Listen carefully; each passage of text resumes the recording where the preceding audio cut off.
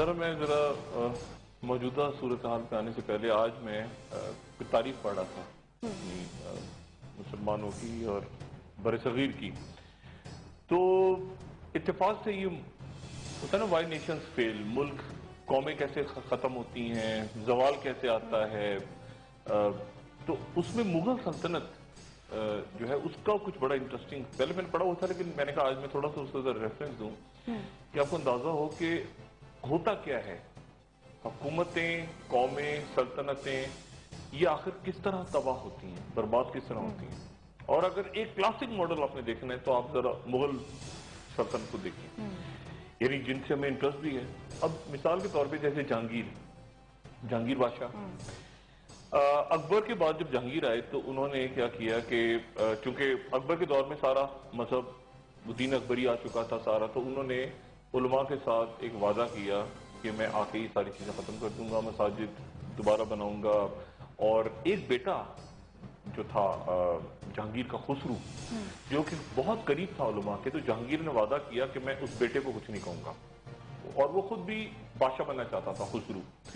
تو یہ سارے عہد کر کے ان کے ساتھ وعدے کر کے جہانگیر نے تخت سنبھالا.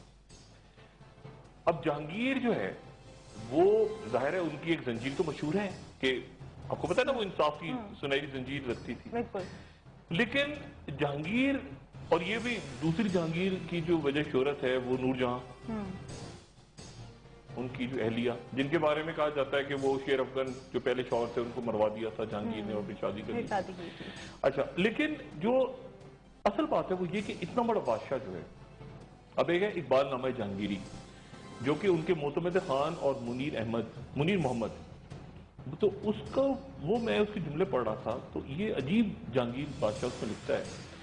وہ کہتا ہے کہ میں نے, یہ بادشاہ کہہ رہا ہے, وہ کہتا ہے میں نے اپنی سلطنت نور جہاں بیگم کو بخش دی, مجھے تو صرف ایک سیر شراب اور آدھا سیر گوشت روزانہ چاہیے. یہ بادشاہ کہہ رہا ہے.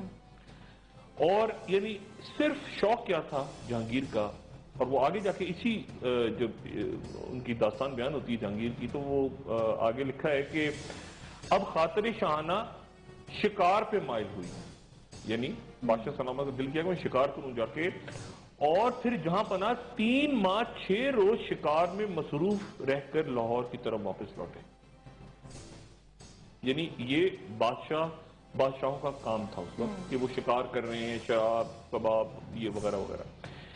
اور یہ وہی جہانگیر ہیں جو کہ حضرت مجدد الثانی رحمۃ اللہ علیہ کو جو صرف سجدہ نہیں کیا جہانگیر کے سامنے, تو انہوں نے ان کو گوالیار کے عقوبت خانے میں ڈال دیا, اور 1 سال تک وہاں پہ مجدد الثانی رحمۃ اللہ علیہ موجود رہے, اور انہوں نے سر نہیں جھکایا, اور 1 سال بعد رہا کرنا پڑا.